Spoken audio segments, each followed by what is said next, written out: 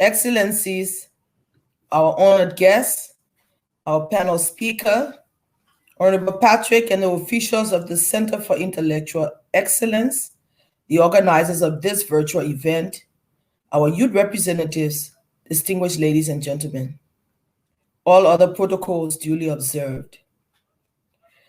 It is an honor as we gather today under unusual circumstances, not in person, as would have normally been the case, but virtually from across the nations of the world. 2 years ago, if anyone had said that the dynamics of the entire world would have changed, I would have said to them, no way. However, it is how it is today, and with all the challenges appertaining. So let me give thanks first to the Almighty God for the simple yet profound gift of life and the ability to just breathe. For as we sit here, there are many around us that are dying, wishing they were able to breathe. In the midst of this sad situation, life has to go on. And so we get on this panel to talk about generational equality, a point of discussion which needs urgent attention. Let me express my gratitude to the chair and officials and members of the Center for Intellectual Excellence who extended me an invitation to be on this panel today. A very important discussion. Special guests, distinguished ladies and gentlemen, I have been asked to add my voice to speak briefly on the topic, Women in Leadership and the Gender Pay Gap. As a female leader and the first elected female vice president in my nation, the issues surrounding female leadership, its ups and downs, its victories and challenges, its tough, steep mountainside walks, and its deep valley experiences are no longer a stranger to me or to those who have joined me on this platform. The stories are many, but the underlying theme, which is constant in all of our stories, is the struggle for gender equality. For me, more than 24 years in national life, I've come from a steep climb of being a regular citizen to becoming First Lady of my nation. I served twice as senior senator of the third largest county. Today, I'm the first female vice president of my country. I've seen it all. I am, however, grateful that through my struggle, by the grace of God, the support of family, many women and he-for-she champions, I have been able to cope with the challenges.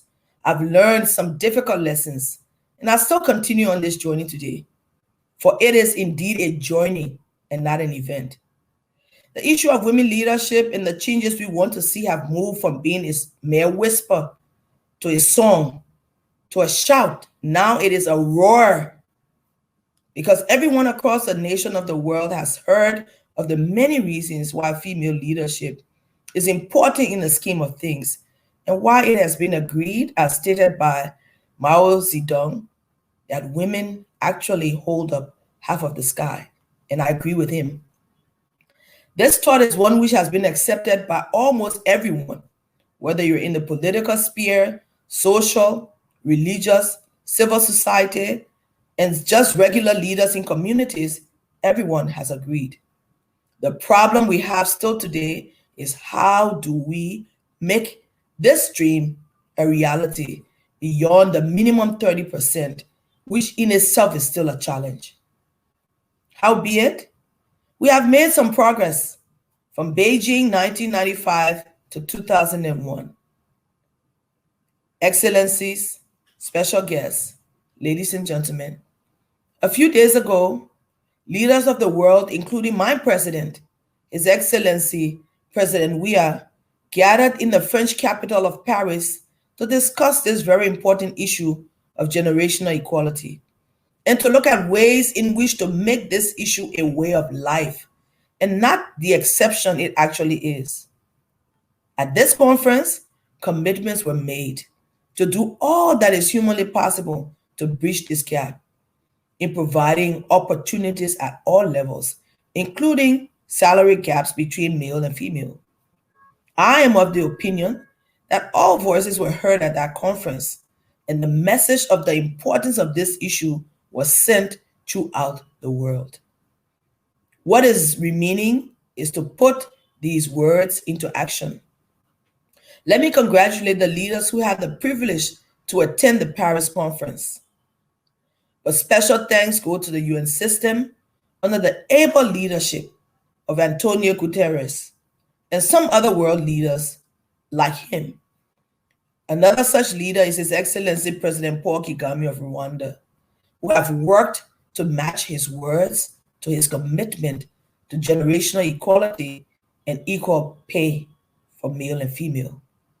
Today, according to the UN statistics for gender equality and empowerment, women around the world, it is stated, and I quote, that in spite of the significant progress in women's education, in higher female labor market participation, in rates in many countries, the statistics show that closing the gender pay gap has been too slow. This report further states, at the current pace that we are, it could take us 257 years to achieve economic gender parity in the pay gap. The report is keen to note that women workers, on average, are generally lower than the pay that men get in all countries across the world, for all levels of education and age groups. While gender pay gaps estimates can be substantially varied across the regions and even within some countries, it is said in this report that the higher income countries tend to have lower wages of inequality compared to low and middle income countries. However, estimates of the gender pay gap understate the real issue, particularly in developing countries, because there is a lack of information about the informal economies which are made out of mostly women. So our full picture is likely worse than what the available data shows. This is the reality of the issue at hand. Sadly, Excellencies, special guests, our distinguished panelists, ladies and gentlemen, the simple question for our conversation today then is, what can women in leadership do to correct the gender pay gap? If we were to look at the statistics again, I hope all of you would agree with me that the number of women in leadership positions who have the opportunity and the political will to change this slow trend is too small to make any impact. That is sad, but that is the truth. But before I move on to what we can do, let us never forget that far too many women are still fighting for basic human rights, the right for inclusion, safety, education, healthcare, security, food, and liberty. Those are the issues on the desk of every woman. Looking at all of these things, what then is the way forward? The current research trends show that global efforts to close the gender gap in pay and labor participation have slowed dramatically over the past few years. Are we prepared to wait until 2186 or thereabout to close the gender pay gaps? Certainly not. As we each consider the right path, the need to be progressive, the need to move the needle to a more central level, and the tools available to us, the answers are many. But I'm of the opinion that in today's world, women have more options than ever before. This generation has the opportunity and the power to turn the cycle of events of history towards greater gender equity and more inclusive global growth. This is what we seek. Just by your voice and by your actions, things can actually change around. Each of us can do the following if we are committed to this process. You can vote to bring more women into the mainstream. You can join your voice to all other voices across the globe and change the perception of how things should be.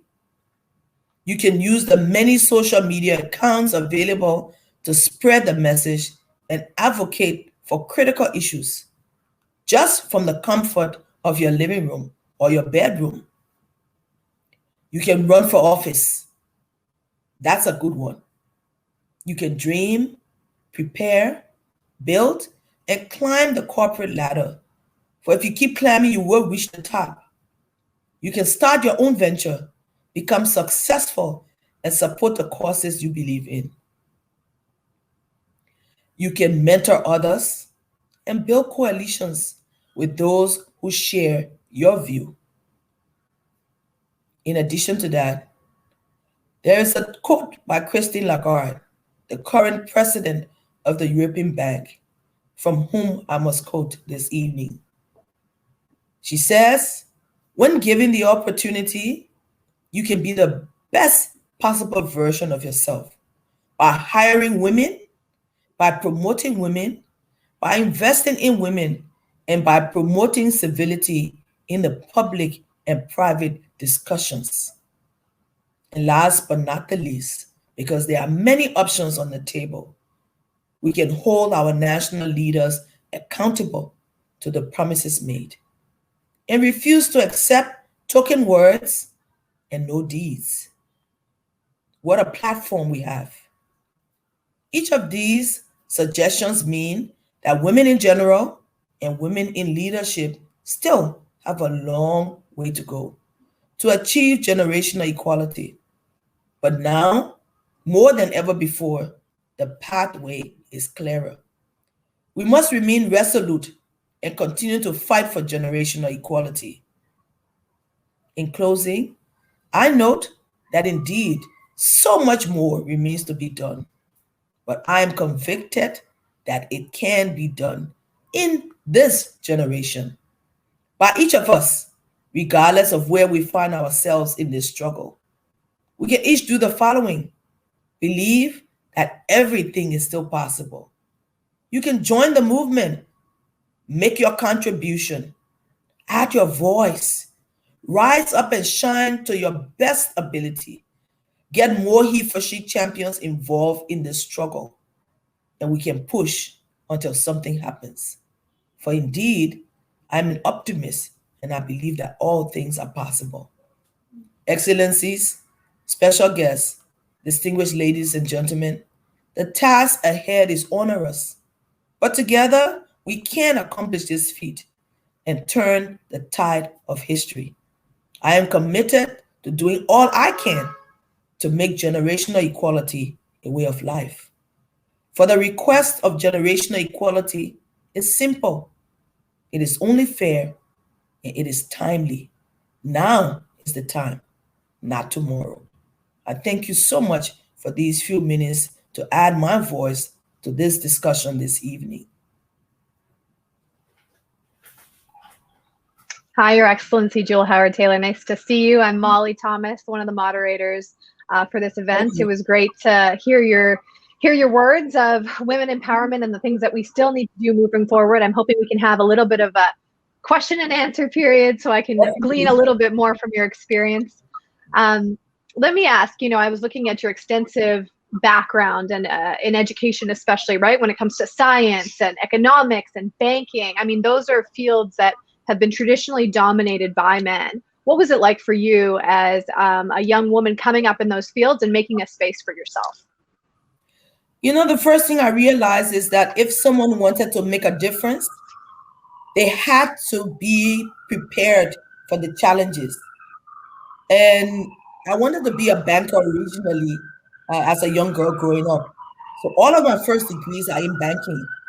But then I became a politician and I realized that I needed a degree in finance to be able to look at the national budget and see how that budget could be tailored into gender responsive budgeting. I needed to understand the law in order to know what was being done, how we could couch the new laws to reflect the new realities. And so all of the new things I've learned was because I needed to be able to stand up and speak clearly and understand the issues so that when the questions come at me as it is this evening, I will actually be able to answer it. So when women stand up, it is expected that you understand your topic, you are well versed in the issues, and you can discuss it intelligently.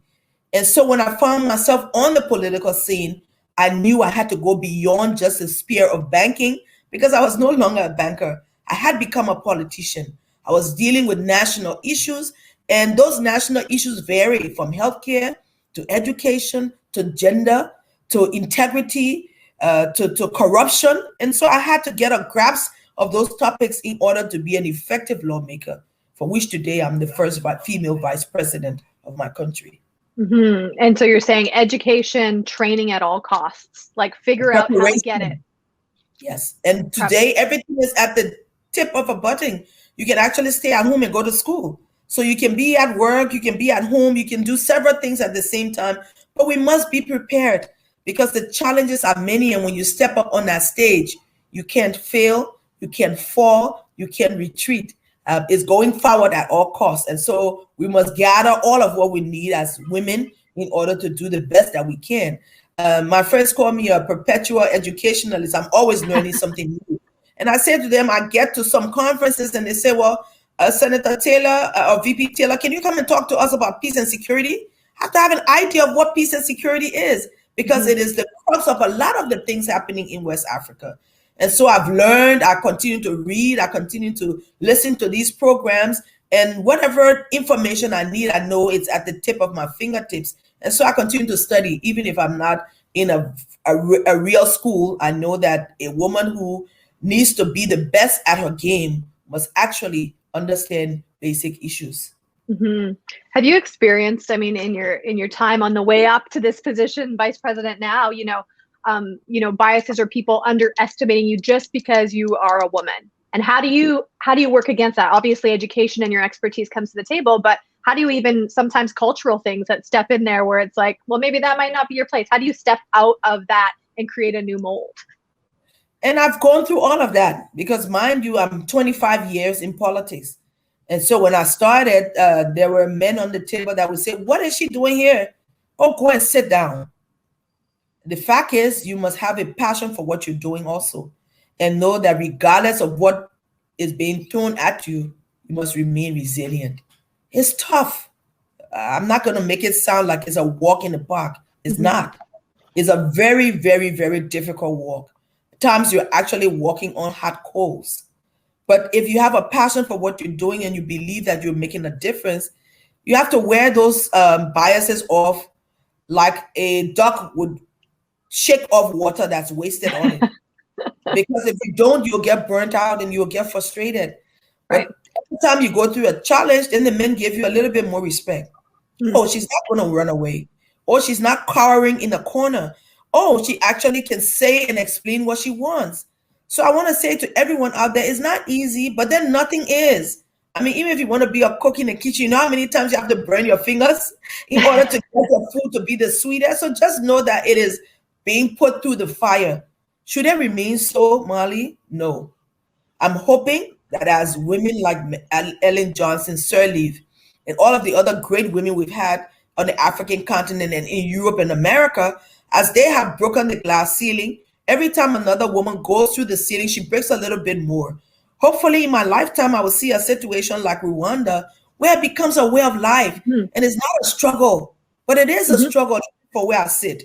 You know, there will be many times that men will gather and they will all say one thing. And if I say something else, oh, she's coming again with a different idea. But the truth is that women do see things differently.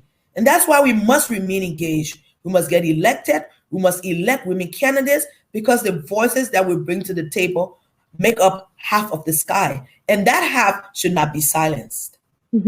I don't completely agree. And Vice President, I spent time in Rwanda as a journalist. I lived there and worked your presidential election, and I watched how many women were in parliament, and it's amazing. And if we look around the world, there's countries that, a lot of our viewers may not even think of. Cuba has a high representation of women in parliament, and some of our biggest democracies in the world are still so behind. In Canada, I think we're only at 30%, and that's the highest we've ever been.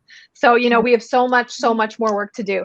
Let me ask you talked about building that tough skin, having a tough skin. What do you need to do around yourself to make sure that you're supported and you can make it through when those things get tough? Because we want more women in leadership. We want more women going through the fire, but you have to be able to also have a network, I would assume. Well, you need a network, family network, societal network, network with your colleagues, depending on what sector you work in, because those networks actually help. The family network, I think, is the most important because after all of the junk is thrown at you, you come home. And depending on how your children react or what your husband says or how much encouragement you get, you're now empowered for another day because you Mhm. have to take it one day at a time because every day will come with its own challenges. So the networks that are built are important. And when you're engaging with women leaders across the world or in a community setting or just talking about important issues, people will throw stuff at you. Mhm. Sometimes you wonder, oh, what did I do to deserve that? It's not about you really. It's the fact that there is a woman in a space that is traditionally where the men would sit. Mhm. Now we have an opportunity in our countries, especially in Africa, where women are now attending meetings. They're now asking questions. They are the journalists. They are the ones who are looking at the corruption reports and the integrity lines, and they will ask the hard questions. I believe that women are always treated tougher than the men. A question may not go to a man, but if there's a woman on that panel, I can bet you that she will be asked a very tough question. So you must be able to look at it not personally. It's not personal. It's about the fact that you are now occupying a space that normally a woman shouldn't be in. And they would throw those tough questions at you to see what you're going to do, to see how you will react. So you must be able to laugh it off, even if you're crying in your heart, and answer it bravely. And every time you do it, you get better and you get better. And you must be confident. If you have a question that you don't know, say, I can get back to you on this one. I am not sure of what the details are. There is nothing wrong with that. Instead of Mhm. trying to answer it in a way that makes you look less than what you are, I would Mhm. like to say, oh, I don't know about this particular issue, but I can research it and get back to you. So you have to Right. be confident in yourself enough to be able to say, no, I don't know it, or no, I can't answer this particular question, or no, maybe if I had an opportunity, I will research it. That is a part of the human sphere. And the men do that all the time. They will say sometimes, oh, no comment. What does no comment mean? I'm not saying the issues, but I'll look into it. And then no Mhm. one will say a word. But let a woman come and try to answer a question and not get it right. And I think that's really something we all need to guard against. The fact is, if you don't know something, just say, I don't have all of the answers. I'll get back to you. And there's nothing wrong with it. So you must Yeah. be confident in yourself. Yeah. You don't have to be an expert in everything. You can. No, We're you human don't. beings. I think that kind of plays to Madison's question on our feed right now, but maybe there's a little bit more to it. What tools have helped to strengthen your resilience to not personalize the attacks and the bias against you? Oh, What specific tools? she should see me at home when I get home and I'm crying and I'm frustrated. But one thing that has kept me grounded is my faith in God. I'm Mm. a Christian and I know there may be Muslims on the platform. It's about faith. It's about knowing that you're doing what God has created you to do. And if this is your calling, if this is your passion, you'll be broken. You'll get up the next morning and you do it again. And if you're a journalist, it's in your spirit, it's in your soul. Whatever Yeah. you do, your journalist antenna is always up. So, first thing is, how do you find what that passion is? Because that is what will drive you. If you Mm. go into something only because all of your friends are going into it, you're not interested, it doesn't have anything to do with you, you will get burnt out in no moment.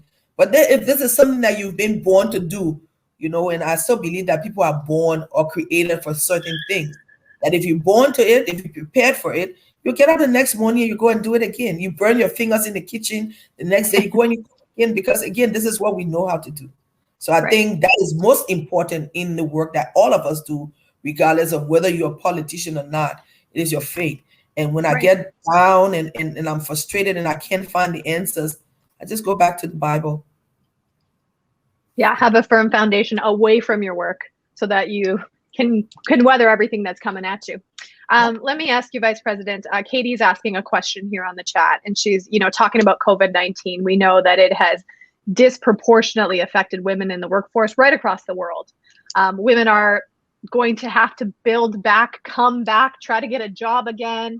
Talk to me about what's going on in your country and the things that you're looking at to specifically help women get back into the workforce and not only just be there, but eventually be leaders in those places as well. And I have a personal experience because last year I got COVID. I don't know where I got it from, but there was a need to go out and provide food rations and sexual and gender-based kits to young girls in certain parts of the city. And so instead of sending people, I decided I would go myself.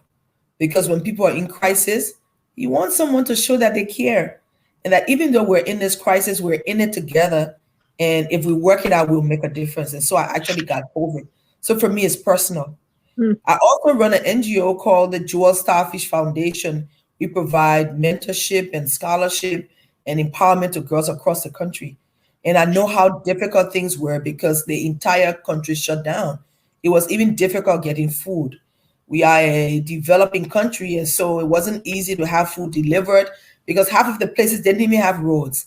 And when we thought to send food to those areas, it was difficult. The roads were shut down.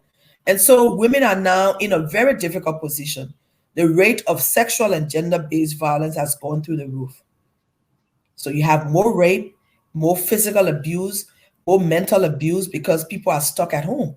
Whereas everyone could get up in the morning and go to work and come back. Half of your day is over. Maybe you spend 3 or 4 hours together. Everyone goes to sleep and gets up the next day and does it again. But you're now stuck home for hours with nothing to do, nowhere to express your frustration that you can't work. Maybe for the men, you can't bring in home the bacon, like they say in America. You can't bring in all of what you need to support your family. You're already in stress. So a lot of sexual and gender-based violence has occurred over the past year. So what we've been doing is sending out our messages, trying to get on the radio, making sure our voices are heard, encouraging people by text messages, and just trying to get the communities to remain resilient. But the truth of the matter is, this situation for women in developing countries is very difficult for them, and we don't seem to have a way forward because women are really disproportionately affected. They've lost income, uh, lost job opportunities. What the new reality provides is if you are educated and you know about social media, you can actually put your products online. You can now sell out of your home and deliver items. But how many people are literate enough to do that? So you have people who are under the poverty line, women who may not be able to even do banking online, stuck. Where do they turn? How do they survive? So I think there are some countries that are having a more difficult time than others, but each of us must be able to continue to talk. And I think the talking part of it is important. Getting on the radios, sending your messages to social media, doing some songs that really get to the heart of it so someone out there knows, hey, it's tough, but we can stick this out. It'll be okay. Because this is now the reality. So we have to look at new ways of operating. A woman who has a market that sells pepper, and everyone eats pepper on the African continent, whether you're in a high house or the low house, our food is spicy. So everyone wants to buy pepper. Maybe you have to get your son or a daughter who knows a little bit about social media and deliver to homes, because on every morning that cooking is done across my country, someone needs pepper and onions. So Yeah. someone has to deliver it. So we have to become more innovative to be able to get our products out there and in a safe environment where you are not threatened, where you can actually have some things done. So the families need to come together a little bit more. We have to find out who's doing what in the family and how we can piggyback on one another so that we survive this period. The world may not come back to the way it was. And as someone has seen better days, I want the old world. Here am I sitting at home in Liberia doing a video call, and I wanted to be in Canada. I can't. I now have to use this medium to get my message out there. So we need to do more in social media, do more in access to ICT portals for people across the globe. It has to be a right. As water is a right, as safe drinking water is a right, as food is a right. ICT portals are now a right, because if you don't have access to it, you're actually shut down. And I think if we look at it like that and begin to buy into some of the new things that are happening, each of us will try to survive.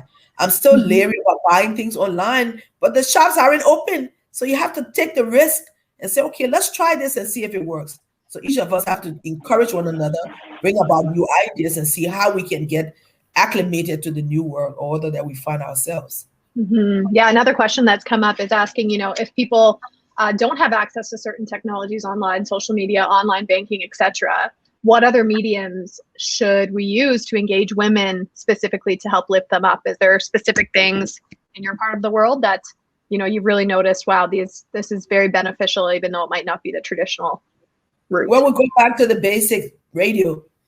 Mm-hmm. That is something every home has. Because at the end of the day, the father wants to listen to the news. Well, what's happening? Everyone is not in the capital city, and they want to hear the news of what's happening in the capital city. So radio is another means of really getting information out there. They have solar panel radios now, so you don't even need to have electricity. You can charge your radio during the day, and there's a lot of sun all over the African continent, so that at night young people can sit across the radio and listen. The Ministry of Education has been working with our international partners and our local civil society people to put lessons on the radio. So they've given schedules for when they will do math and when they will do reading and when they will do English and science. And so that is always the most available tool to people who don't have ICT portals. So those tools have to be used more. Mm-hmm. Yeah, you know, when I worked in Africa, I very quickly learned radio is king. You know, and TV in our side of the world in North America a lot of times becomes king. But man, if you get it on the radio in African countries, you know that people are going to hear it. You want to make sure you're on the radio. Let me ask you, let's turn into the gender pay gap that you were touching on. In Canada, you know, here we, for a full-time hourly comparison, women make about 87 cents to the dollar of what a man would make. What would be the comparison in your country? And you talked about the long span that we're going to have to wait until we get to this equality across the world. Like, why is it taking so long? Like, what are the main points that you think are really holding us back from equality in terms of pay? And let's look at segments. For example, if you work for government, is acceptable to say males and females will make the same. Because again, people are on pay grades, depending on your education and your experience. There's a pay grade, and you can actually go and look and see, oh, this salary is for this pay grade. So it's more difficult to do it in the government sector where you discriminate, between women and men. Where the pay grade discrimination comes in is in private sector. Mm-hmm. So you go to work for a corporation that's male dominated. In fact, there's not a female on the board. So the men gather together and they say, okay, we need to hire someone for this particular position. And they do all of the interviews. And fortunately, a woman comes up on top. And they're like, how is she at the top? We actually wanted a man. So you're now forced to hire a woman. And so they will give her less pay. And what do? Do you go and ask, is this the right pay grade? You could just be fired before you even start work. So women accept the lower pay grade. It's until you get into the system and realize, oh, the young man who was here before me made $5. Mm-hmm. Now I'm giving me $4.50. But you still don't want to ruffle the boat. So you just say, okay, let it be. At least I have a job. People have to begin to speak. That's why we're saying more women have to get elected. We need more women on the boards, because if there was a woman on the board, I bet you she will want to ask, what was the last pay grade? To make sure that the woman coming into this position is paid the same. So we need more eyes on board. We need more he for she champions, as I said in my comments, that would understand that women bring more to the table. And of no disrespect to the men on the panel, women actually do bring more to the table. We are multitask. We are able to be more innovative. We are more creative because we are women. We bear children. We take our children from 1 day old to when they turn 25 and maybe sometimes 30 years old. A mother who does not have an education is able to push her child to finish the university. She will work extra time to make sure. So we have a lot of ways that God has given us because we're mothers. So we bring all of this to the table when we get into a position. We try to find ways around or on top of things just to make sure our work is done. And because of the way we are created, yet we are stigmatized, we are discriminated against. And if there is not an eye on the other side looking to say, hey, enough is enough, then you accept what's available because a job is better than no job. We must continue to talk about it. We must continue to talk about the things that we are doing. We must continue to make sure our voices are heard. We must continue to do a lot of other things that help us put our best foot forward, so that tomorrow everyone can look at the scheme of things and say where we've gone from A to B. Yeah, you said something that I loved earlier in your talk. Women in power need to help women without power. Women being on a board would be a perfect example of that, of her being able to recognize when women are not getting fair amounts of money. Give me other examples that you've seen of women with power helping women without power, and what the tangible outcomes have been from that. Well, the first thing is that, let me tell you a small story. I became the first female vice president. I became the first female political leader for my political party. And we were talking about 30% minimum equity in the political system. Where I come from, these systems, there are about 24 political parties, and only 2 of them are headed by women. And so when I became head of the party, and I said, thank God there is now a gender equity law that says we must have a minimum of 30% women at the party level and in the listings that we send out when we're having elections. So we go to a national executive committee meeting, and I brought the law and I say, hey guys, there's a new law that says we must make sure there are women at this table. At that point, there was one woman who was head of the women's wing. It's just a token position, and the standard bearer out of an NEC of 54 members. You can imagine. So when I brought it up, the first thing the men says, we're not giving up our spot. We don't care what the law says. So I had to think of a way of how do I get these people to agree that we bring more women. We argued about this for weeks, and then I came on and I thought about it, and I said, okay, I have a new idea. I said, why don't we open up new positions? Because the gender issues require a shift in the framework of the political party structure. Because 5 years ago, you had no gender person on the political party. You had no, there are a lot of new positions that are created now because we're dealing with the issue of gender inequality. And so I said, let's create new positions because these are the things we have to handle. And then they said, oh yes, that's the best thing we have to do because I'm not giving up my space. I was like, wow. So it's a fight for territory. So we must be innovative. We must be able to find the soft ways to get our work done, because there will be roadblocks along the road. The men will always feel that this is our spear. Where are you guys coming from?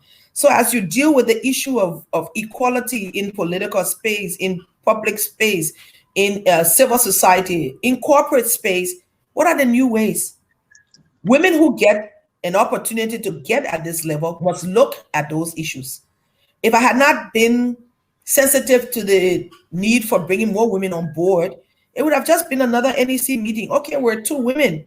Our voices are there. That's it.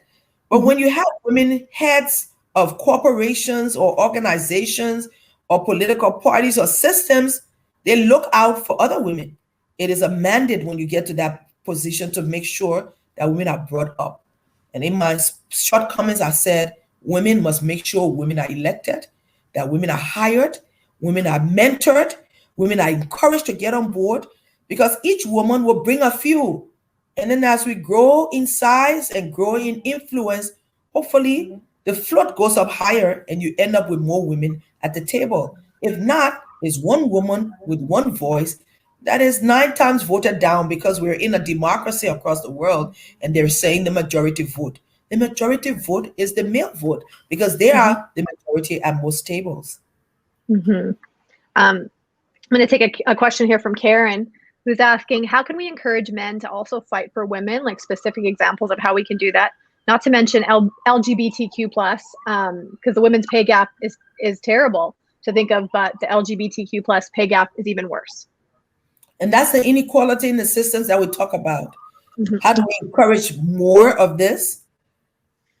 Is to understand the sphere that we find ourselves, is to continue to work. If you find one woman in a space, she should never give up. She should keep pushing. Because again, if you keep pushing, eventually that door will open. But if you say, hey, this is not something I can do, or it's too difficult, then it makes it more difficult for people. But who are those who make the changes? If you look at both genders, it's the women who always bring change. Why do we bring change? because it is inherently a part of who we are. If you have 5 children, you have to struggle between all 5 of them. Who gets what? Who gets more encouraged? And where I grew up, my mother says the sick child gets all of the attention because that child is ill.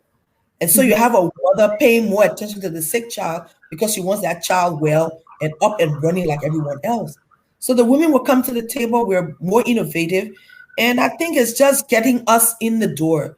It is women who will now talk about LBGT. Hey, we have faced inequality for so many years. Once we see someone else that is happening to, we will be the ones to say this is enough. But I mean, the men have been in control. They've been there. They've been doing their own thing for many years. And so they don't pay attention to the inequalities as much as women do.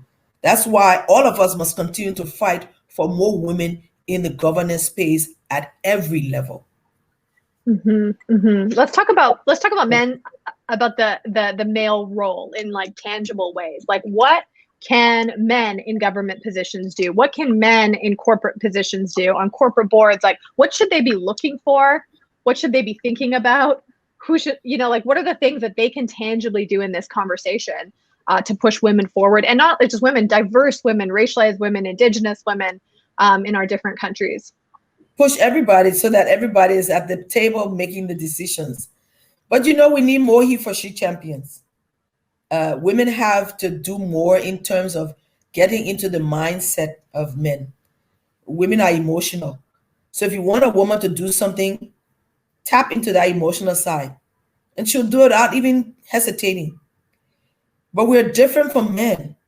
Men are not emotional. They want the facts, they want the reality, and then they can make up their mind. Half the time, the women go to the table and we try to be emotional. They're not emotional. So if you try to tie into the emotional side, or the women need more, they're not listening. What are they listening to? If you hire a woman for this job as a creative director, she will bring the best because God made her a creative person. So you have to tie into their reasoning, and we have to do more of that. We have few he for she champions who've begun to, lobby and make noise about equality at all levels. But the majority of the men that I've seen and I've worked with don't yet get it. They think we're making noise and we're trying to rock the boat. But everything has been okay for the centuries. Why are you guys now making noise about this issue? It's not the truth. Women have been disadvantaged, and we now have to find a way to get them to think the way we want. So I think that's the important thing. How do we get more men to understand the rationale of what we're talking about? Not the emotional aspect of it, but the specifics about why women are important.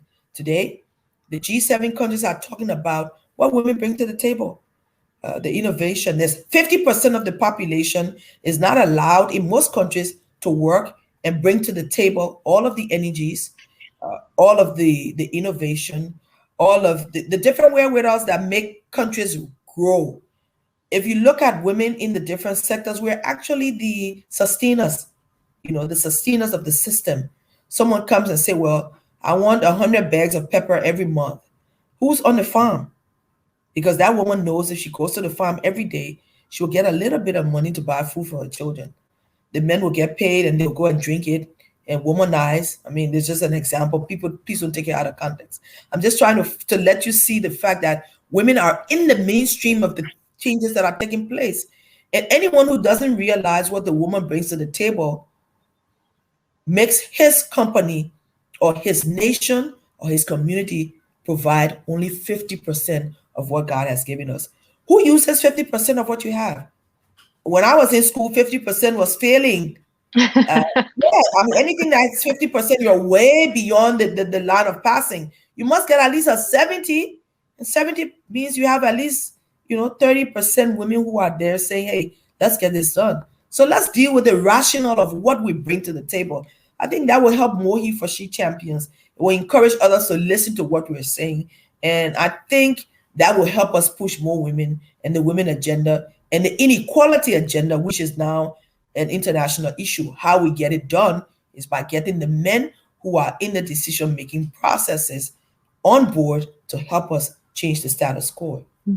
Yeah, Mark has just commented and said, men need to step aside as well. If a man is offered a promotion and he knows a female colleague also applied and was more qualified, he needs to speak up and say she deserves the job more than them. I mean, They would never do that. it's great, Mark. Have we ever seen that? Have you ever seen that in all of your? No, even if they're not qualified. And what I found in politics is that you will have women, people contesting for a particular constituency. And this man may not even have a college degree. He may probably just have a high school degree. He's managed to work in some areas, but he doesn't even know how to talk. He's not even a politician. He can't even properly give the ideas of what he brings to the table. But a woman who may have a college degree, may have a voice, may have a clarity of understanding, she will not get elected. Most times they'll go and elect that man who has no clue. So isn't there something wrong with this system? So when you're talking about people giving chance, they never do. What happens in the legislature when I was a senator, if there were positions, again, because there are more, right? So the men will go and have their meetings separately. And then they'll decide what everybody gets. And then someone will say, oh, we need to make sure we got 1 or 2 positions for the women so they can vote for us. But we don't care if they vote or not, because the fact is that, we're in the majority. So they come to the table and say, hey, these are the positions the men have taken. This is what is left. So I've never seen a situation like that.